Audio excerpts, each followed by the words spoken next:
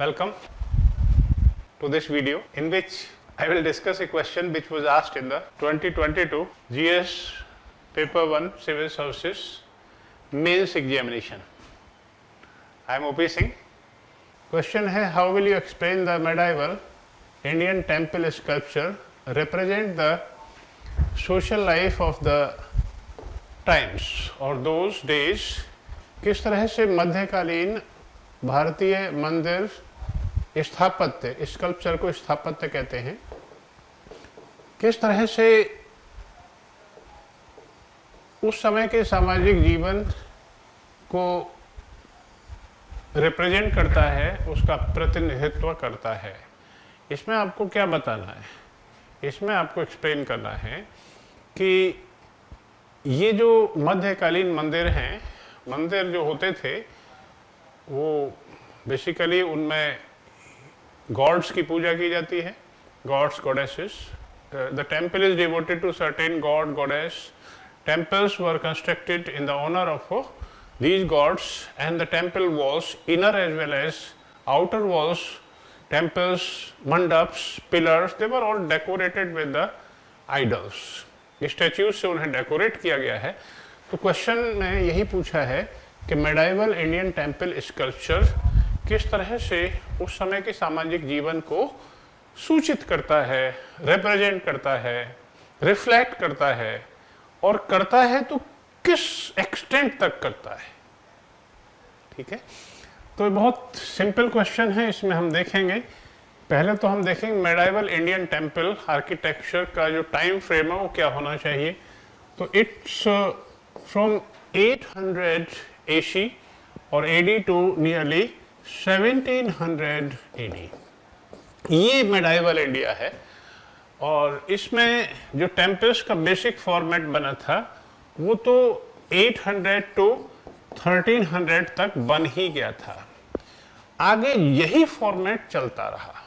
तो ये बात आपको इसमें एक्सप्लेन करनी है that the temples in North India, south India and in the Deccan acquired their basic features in this time period of 800 AD to 1300 AD.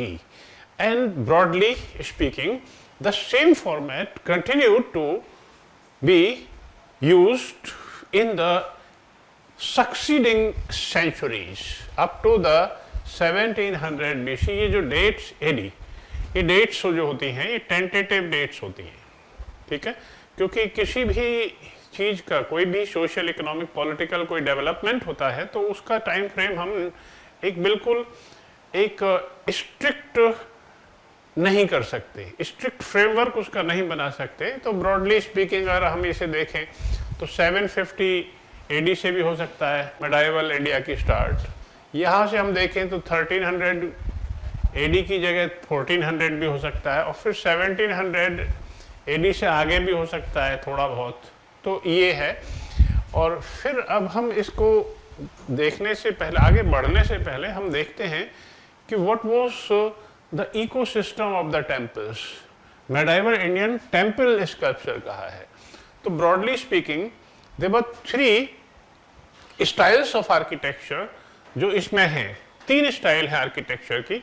In North India including Gujarat and Orissa. In North India, the style of architecture was called as Nagara architecture, Nagara style or North Indian style.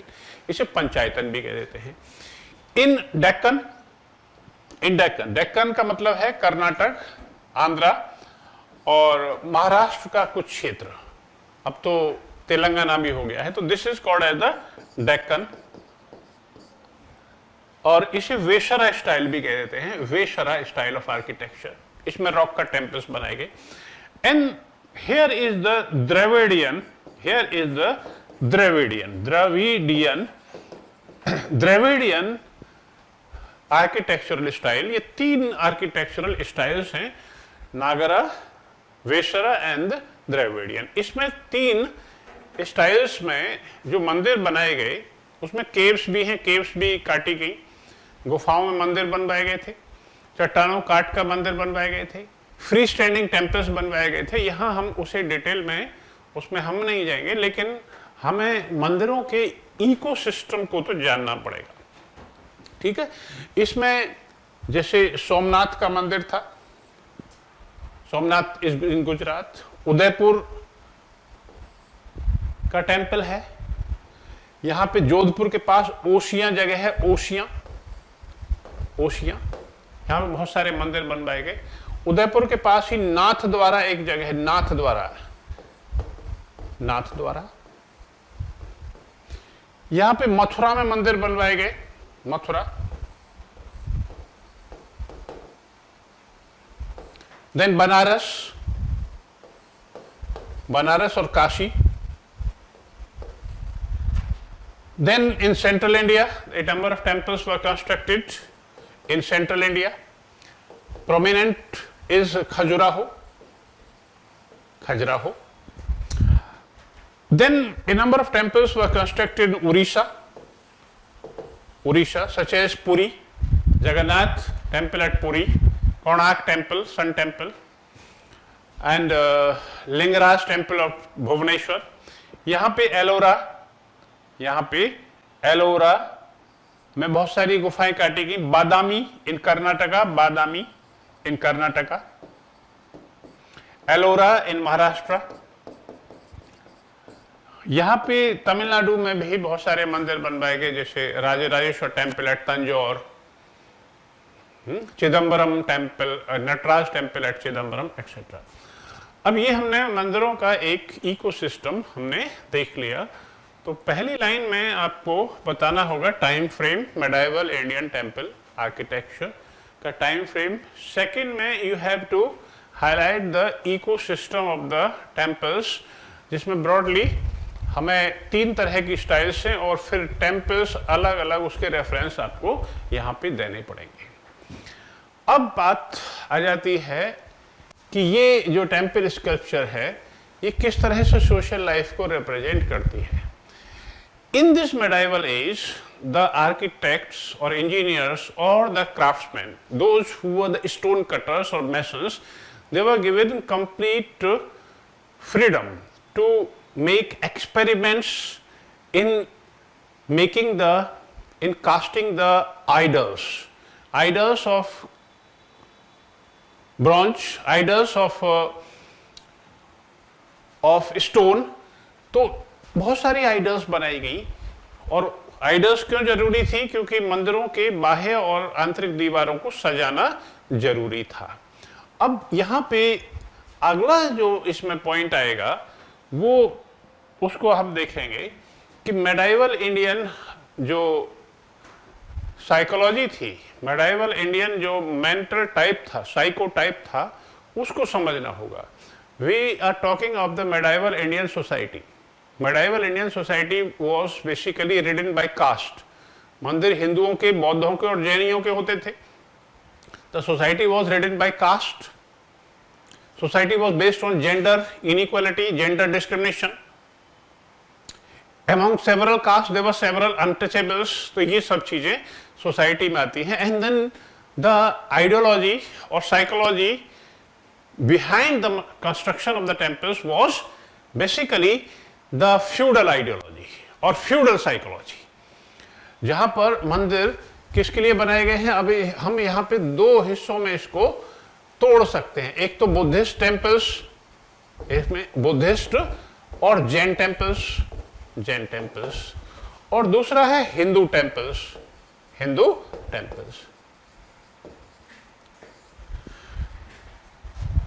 ठीक है ना। Hindu temples का representation हम देखते हैं। दोनों की जो टेंडेंसीज हैं, कुछ चीजें दोनों में कॉमन हैं और कुछ चीजें अलग अलग हैं। इनको हम ऐसे रखेंगे, इनको हम अलग रखेंगे। तो Hindu temples were dedicated to Vishnu, dedicated to Shiva, dedicated to mother goddess.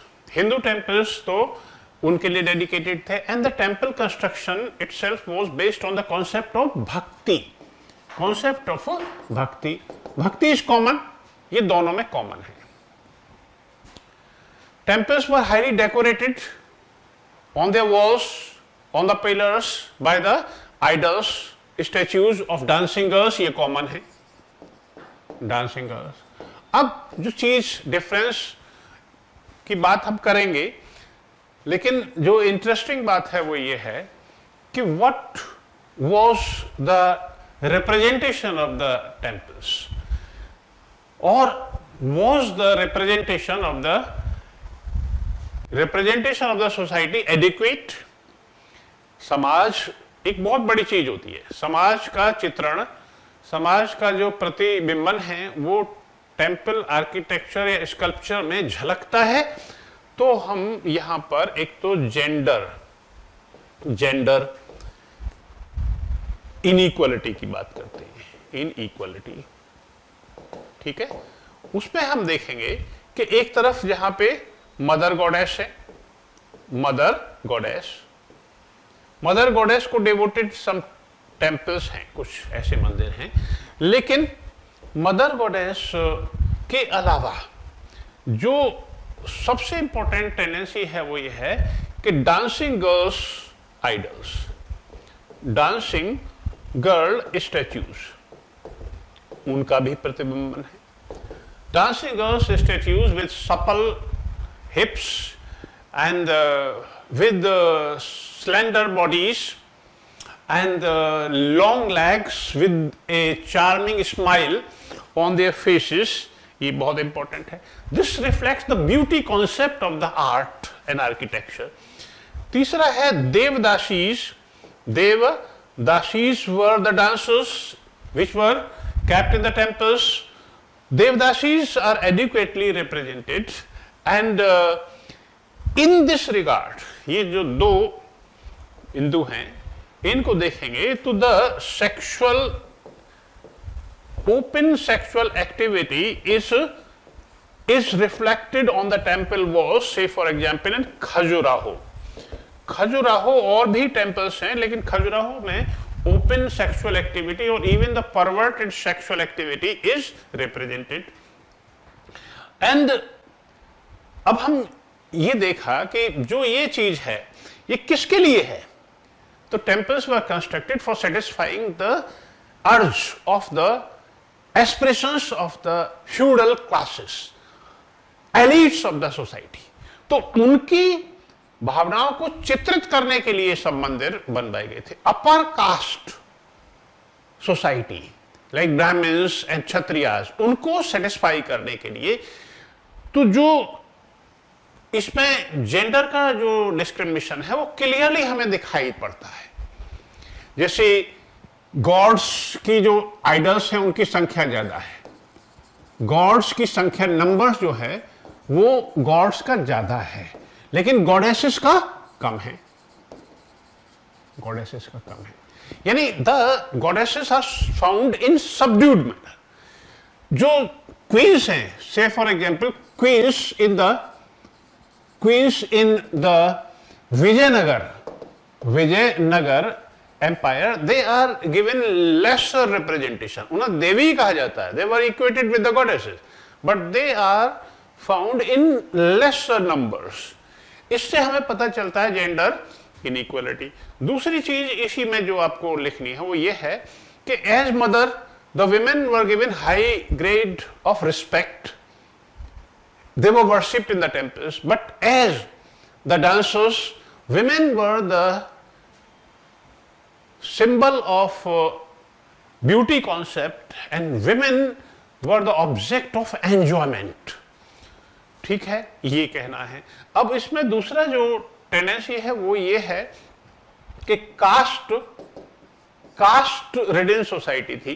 Cast based society में लोअर कास्ट जो थे, lower caste were not given even the entry into the temples. Then the common people, peasants, craftsmen, workers, lower caste, untouchables, they were not allowed entry into the temples.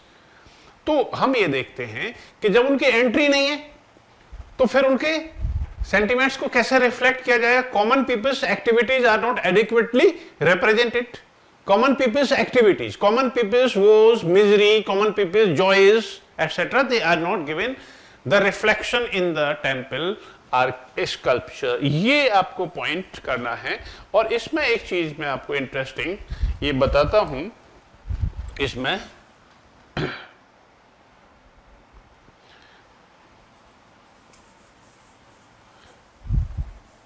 एक चीज यहां पे मिटा देता हूं।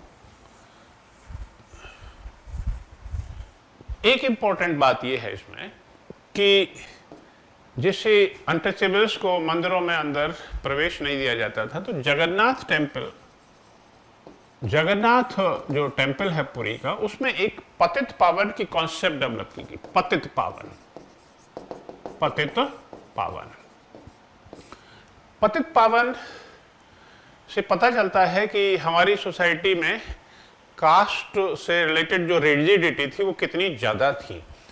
तो जो सिंह द्वार है, lion gate of this temple, उसके बराबर में जो वॉल है उस पर पतित पावन यानी भगवान जगन्नाथ की एक मूर्ति है।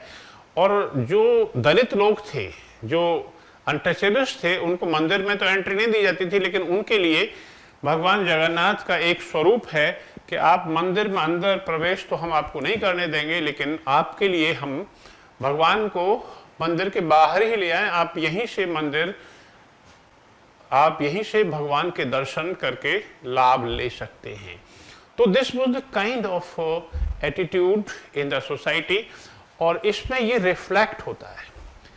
और अनटचेबल्स की जहाँ तक बात आती है, ये मिडिल कास्ट कम्युनिटीज की बात आती है। जो टेम्पल्स थे वो तो भक्ति से संबंधित थे, और भक्ति संत थे दक्षिण भारत में, खासतौर से जो नायनार थे। Nayanar were the Shaiv saints which would compose a number of songs in Tamil भक्ति संत थे नायनार। ये 63 नायनार थे।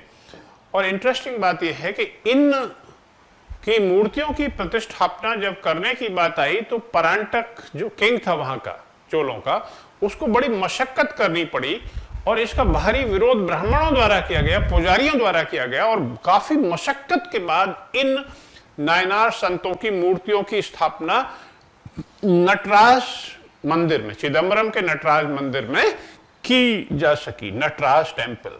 इसका पता चलता है कि ये कितने ज्यादा कास्ट सिस्टम कितना ज्यादा हावी था। ठीक है, यहां पर जितना कास्ट और जेंडर जो डिस्क्रिमिनेशन है यहां पे विजिबल है, उतना यहां पे नहीं है। Caste and gender relations in the Buddhism and Jainism were not deep seated. इसीलिए ब्यूटी कॉन्सेप्ट तो है, यहां डांसिंग गर्ल्स इमेजेस भी हैं, लेकिन sexual activity is not open, is not perverted, and it's more modest, it's more sober, it's more gentle, it's more serene, more calm. तो ये यहां पर चीजें दोनों ही हमें सबड्यूड नजर आती हैं, और इस चीज को हम ये आराम से देख सकते हैं कि क्योंकि बुद्धिस्ट और जैन अपने मंदिरों को विमेन के लिए और लोअर कास्ट के लिए खूब खोलते थे, उनमें कास्ट सिस्टम तो था ही नहीं, इसलिए मंदिरों में उस तरह का डिस्क्रिमिनेशन हमें नजर नहीं आता है। ठीक है, तो आप ये 5-6 पॉइंट्स में ये सारी बातें लिख देंगे। मेन बात जो है वो है कास्ट सिस्टम से रिलेटेड या और मदर कोई कॉन्सेप्ट या विमेनहुड को हमें रिप्रेजेंट करने से जो संबंधित है, और आम आदमी को इसमें ज्यादा स्पेस नहीं दिया गया। This is a very very prominent point. तो 150 वर्ड्स में यह आंसर आपका इस तरह से पूरा हो जाएगा। ठीक है, आप हमें अगर कांटेक्ट करना चाहें क्वेश्चन आंसर राइटिंग के लिए तो आप कर सकते हैं। जो फ़ोन नंबर है हमारा वो है 9711445353। तो आप इस पे कर सकते हैं टेस्ट सीरीज के लिए और मेंटरशिप के लिए, क्वेश्चन आंसर राइटिंग के लिए, उसकी प्रैक्टिस के लिए आप हमें कांटेक्ट कर सकते हैं। जीएस के लिए भी और ऑप्शन के लिए भी। हिस्ट्री में सभी segments, ancient India, modern, medieval and world history, और जीएस के लिए सभी सेगमेंट्स के लिए आप हमें कांटेक्ट कर सकते हैं। With this, thank you very much.